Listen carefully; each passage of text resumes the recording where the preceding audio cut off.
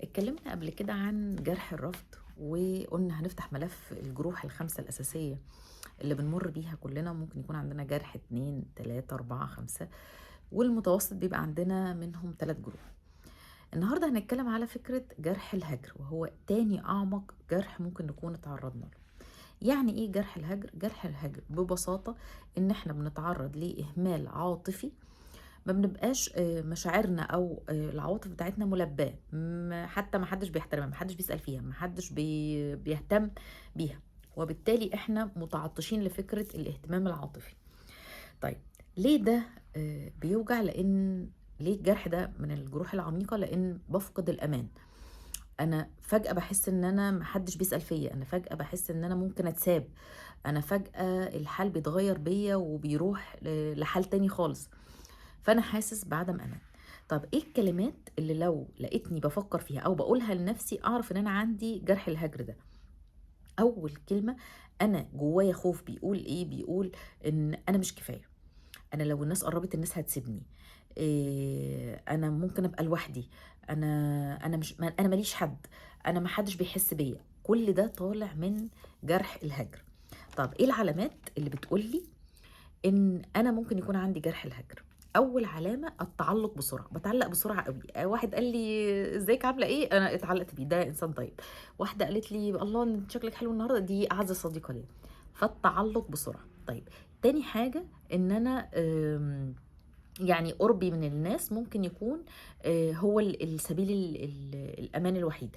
هو طول ما انا قريب للناس كده فانا تمام، طول ما انا قريب فانا كده امن، حتى لو العلاقه مؤذيه. عشان كده اللي عنده جرح الهجر ما بيعرفش يمشي ويسيب العلاقه، ما بيعرفش يمشي، لان هو شايف ان الامان في وجودي في العلاقه رغم ان هي مؤذيه. رغم ان هي مؤذيه. طيب ايه تاني؟ اي تغيير بسيط، هم بيتمتعوا بحساسيه مفرطه، فاي تغيير بسيط في العلاقه فبيبدا هو يقول ده هيمشوا ويسيبوني، ده ما عادوش بيحبوني، ده انا كده ما عدتش محبوب بالنسبه لهم. فيبدأ يبص للتغيير ده ان هو خلاص الناس هتمشي. ايوه هو اتغير كده عشان هيمشي، هو اتغير كده عشان ما عادش بيحبني، هو اتغير كده علشان انا ما عدتش بالنسبه له مهمه. طيب ايه تاني؟ هي فكره ان القلق المستمر، شخصيه قلوقه، فينتج عن القلق ده المراقبه. انا طول الوقت براقب، طول الوقت بشوف اللي قدامي بيعمل ايه، يحسن يكون ما عادش بيحبني زي الاول. طب هو اتصل 15 مره وهو كان المفروض بيتصل 16. فالتفاصيل البسيطة دي بالنسبة لهم معناها ان هو خلاص ما عادش بيحبني. طيب اي رفض او اي نقد فهو نقد اللي هو ما عادش يعني. واحدة بتقولي انت لابسة وحش فانا اخدها بان ما بتحبنيش، ده هي بتقولي كده عشان هي بتغير مني. فبحول السلوك على طول لناحية المشاعر، مشاعر الرفض، مشاعر ان انا مش حلوة، مشاعر ان انا مش بتحب.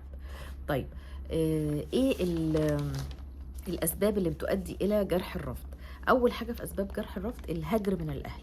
الأهل ما ادونيش المشاعر العاطفية اللي أنا كان نفسي فيها، كان في إهمال، والإهمال ده سواء إن الأهل مش موجودين، أو الأهل لو موجودين فما بيدونيش الاهتمام العاطفي.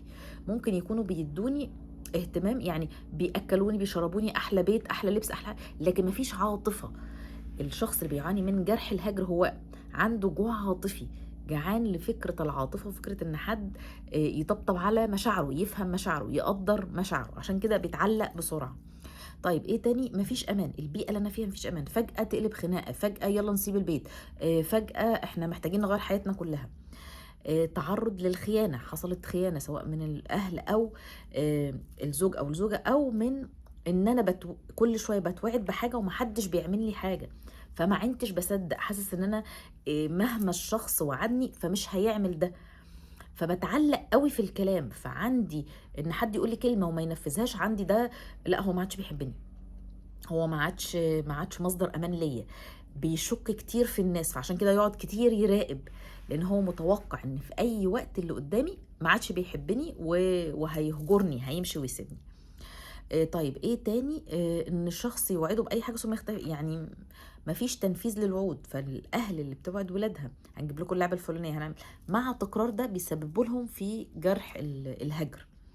طيب ايه خطوره ان انا اكون اعاني من جرح الهجر؟ اول حاجه اختياراتي مدمره حياتي، اول حاجه بجري على طول على الناس التوكسيك اللي هم بيدوا في الاول مشاعر فياضه، اللاف بامبنج، بحيث ان انا بنجذب جدا للاهتمام ده، للحب الفظيع، للتقدير، كم من التقدير والاحترام والحب في الاول فظيع، وبعد كده كل ده ما عادش يبقى موجود، فبيجري ينجذب لدول قوي لان هو متعطش جدا لحاله الاهتمام العاطفي بالطريقه دي. طيب ايه تاني خطورته؟ الغيره، بيبقى شخص غيور جدا من حاجات لا تستدعي الغيره اصلا. ايه كمان؟ قلق مفرط، العلاقه بالنسبه له هو قلق مفرط، طول الوقت هو قلقان لان طول الوقت هو هيتساب. طيب ايه تاني؟ ما بيعرفش يبني علاقات مستقره، من كتر القلق ومن كتر الغيره ومن كتر التعلق ومن كتر الضغط اللي بيعمله، الناس هي اللي بتمشي وتسيبه، مع ان هو ماسك فيهم، بس هو الشخص اللي عنده جرح الهجر ما بيعرفش يمشي، الناس هي اللي بتمشي وتسيب. طيب نتعالج ازاي؟ اول حاجه نفهم نوع الجرح اللي عندنا، فمهم قوي عشان كده بنقول العلامات بنقول الاسباب. فاول حاجه مهم افهم نوع الجرح اللي عندي. تاني حاجه اشتغل على بناء الامان الداخلي. اعمل ايه يعني؟ انا اكون امان لنفسي. اول مؤشرات الامان ان انا بختارني، ان لما بيبقى انا ولا اللي قدامي بيبقى انا، ودي ملهاش علاقه خالص بالانانيه. الانانيه اني امنع خير عن الشخص اللي قدامي، خير حاجه زايده عني وانا امنعها ليه؟ يحسن تنقص، فدي الانانيه. لكن الشخص اللي بيختار نفسه هي حاجه، وانا جعان مثلا، نفترض لو مثل عن الجوع، انا جعان واللي قدامي جعان والحاجه مش نافعه تتقسم، فانا هختارني. فده معناه ان انا امان لنفسي، ان انا لو في احتياجات انا هعرف البي هذه الاحتياجات. طيب ايه كمان؟ بهدئ من الافكار، فان انا اكون امان لنفسي. تاني حاجه تهدئه الافكار. تهدئه الافكار بمعنى ايه؟ بمعنى ان انا بتعامل مع المخاوف، بتعامل مع الحاجات اللي انا خايفه منها، بواجه مخاوفي.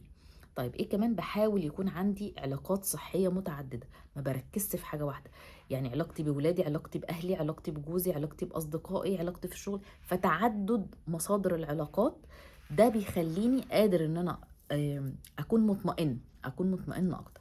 النقطة الأخيرة هي جلسات الكوتشنج. جلسات الكوتشنج بتفرق جدا جدا جدا في تحديد نوع الجرح، ثانيا التعامل مع الجرح ده. طيب ازاي ابني الامان الداخلي؟ احنا قلنا اساس جرح الهجر هو فقدان الامان. ازاي ابني الامان الداخلي؟ اسمح بوجود المشاعر، اتعامل معاها، اتعامل مع المشاعر الموجوده دلوقتي، اكون حاضر دلوقتي. هو دلوقتي ايه؟ هو دلوقتي ايه؟ جبت منين ان هو ما بيحبكيش؟ جبت منين ان هو بقى كل ده؟ دي حاجات انا بفترضها، كل دي احكام انا بقولها، لكن هو الواقع اخر حاجه احنا قافلين عليه ان هو بيحبني، فيبقى اللي موجود دلوقتي ان هو بيحبني. طيب ايه تاني؟ ان انا اكون عارف احتوي نفسي، عارف لما اغلط احتويني، عارف ما بقاش مش لما اغلط اقعد اعمل جلد ذات. طب ايه كمان؟ ان انا بعرف احط حدود، بعرف احط حدود بيني وبين اللي قدامي. النقطه اللي بعد كده والمهمه قوي، حديثي الداخلي. وانا شايف نفسي ازاي؟ شايف نفسي قليل؟ شايف نفسي ما استاهلش؟ ولا شايف نفسي استاهل؟ ولا شايف نفسي انسانه قويه؟ فالحديث الداخلي ده مهم جدا. طيب ايه تاني؟ ان انا احاول اعمل روتين يومي، يبقى عندي روتين يومي عشان اقلل من حته عدم الامان. عدم الامان التغيير يسبب له عدم امان اكتر، فحاول ان انا اعمل روتين يومي.